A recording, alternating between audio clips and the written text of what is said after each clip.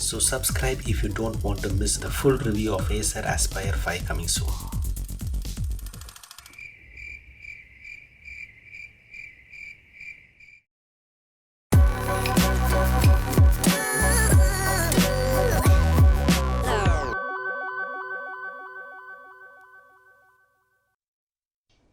This is the Acer Aspire from 12 years back.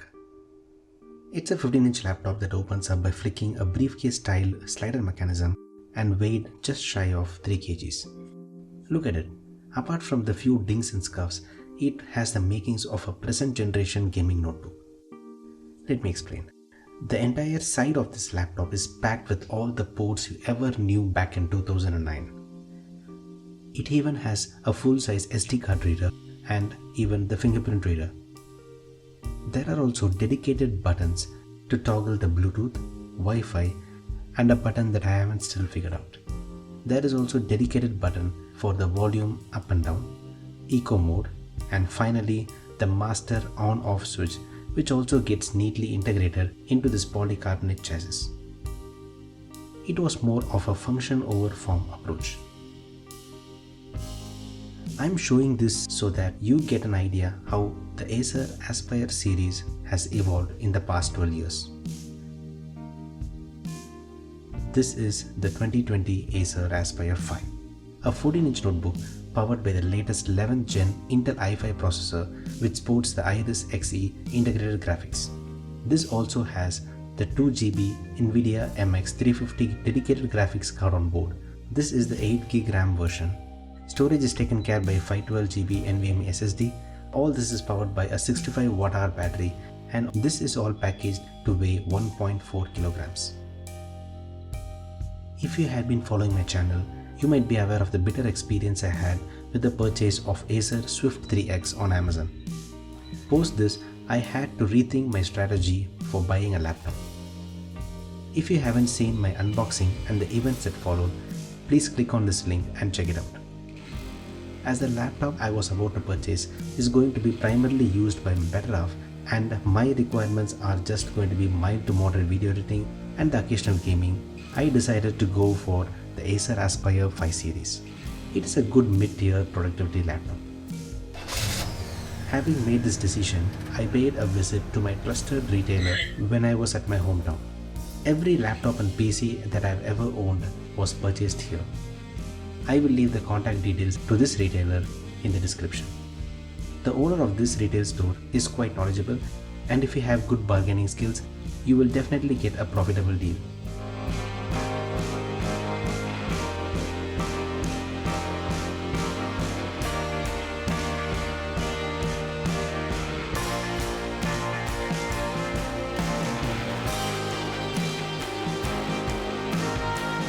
The whole laptop is silvery and bit glossy, especially the top aluminum cover. The bottom though is polycarbonate crafted to mimic aluminum.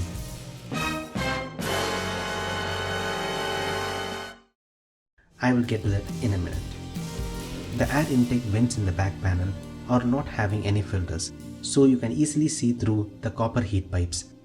I think this is going to lead to a lot of dust buildup inside the laptop in the coming days. The display is a Full HD IPS display. It is not the best, but it is adequately bright and crisp. The panel is also of a non-reflective matte finish.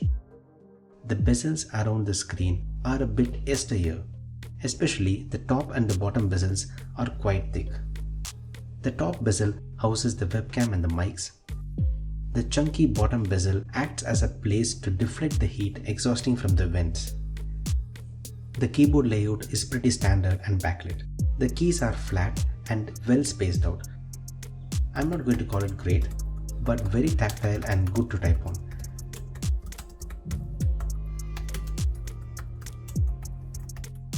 The on and off button did not get any special treatment and unfortunately gets integrated as a part of the keyboard, and it takes the place of the delete key. Manufacturers need to stop this across all laptop segments. After accidentally putting the laptop to sleep by trying to hit the delete key, I have disabled this button. The trackpad is also well proportioned and the touch is precise too. The tactile feedback of the buttons on the trackpad is also good. The port selections on offer is also generous for this segment and for today's standard. The right side is a bit cleaner. It has one full-sized USB 3.0 port, 3.5mm aux port, and the Kensington lock.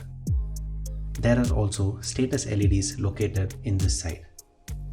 To the left, there is the power port, the Ethernet or LAN port, HDMI 2.0 port, two full-sized USB port of which one is high power that can charge your smartphones. There is also a USB-C port provided here. For someone like me who is still attached to the wired and tethered accessories, having these ports is very comforting. But at the same time, it is concerning to see the glaring omission of an SD card slot, or even a micro SD card slot would have worked. Purchasing the laptop from an authorized dealer has its perks, like instant upgrades without worrying much about voiding the warranty. Removing the back panel reveals the options for upgradability. The 8GB RAM that this laptop comes with is in 4+4 configuration, of which one is soldered. So I swapped a 16GB Adata DDR4 RAM stick in the SODIMM slot that is located right here. The other perk that I got with the seller is he did take the 4GB RAM stick that he just removed and discounted 1800 rupees on my bill. The other upgrade you can do is add a 1TB NVMe SSD or even expand the memory to 2TB of 2.5-inch SATA SSD or HDD. Now let me share my experience of using this laptop for the past 2 months. Portability and lightness is the key element of this laptop. It is easy to carry around and even use it on your lap as a laptop is intended to be. You do feel the heat if you are doing any demanding work or gaming with the laptop rested on your lap. There is more to the heat management in this laptop that is concerning.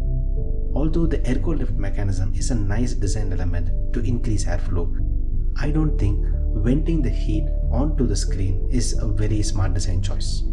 Also, if you are planning to connect this to an external display, say TV or a monitor, and keep working with the laptop closed, just remember that by closing the laptop, you might miss out on the air intake without the ergo lift, and also the vents get blocked by the hinge cover. So if you do anything demanding, you need to keep the laptop open even if you're not going to use the display. My app description of the performance of this laptop would be adequate. Yes, the performance is adequate and passable as a mid-tier laptop. The integrated XC graphics and the dedicated MX350 GPU helps scrubbing through the 1080p and 4K clips in the Premiere Pro timeline. There is minimal frame loss during this, but please note that the export times will not be significantly improved with this configuration. Although this is not a gaming laptop, for a casual gamer I would say yes, they do work if you are ready to compromise on the graphics settings. If you settle for a medium setting in AAA titles, it will be definitely playable. As you can see here, CSGO is very playable with medium settings with about 40 to 50 FPS. If you take older titles like the Call of Duty Modern Warfare 3, then yes, it again hits around 40 to 50 frame rates even with very high settings. But please do not take my word on this because I am just a casual gamer.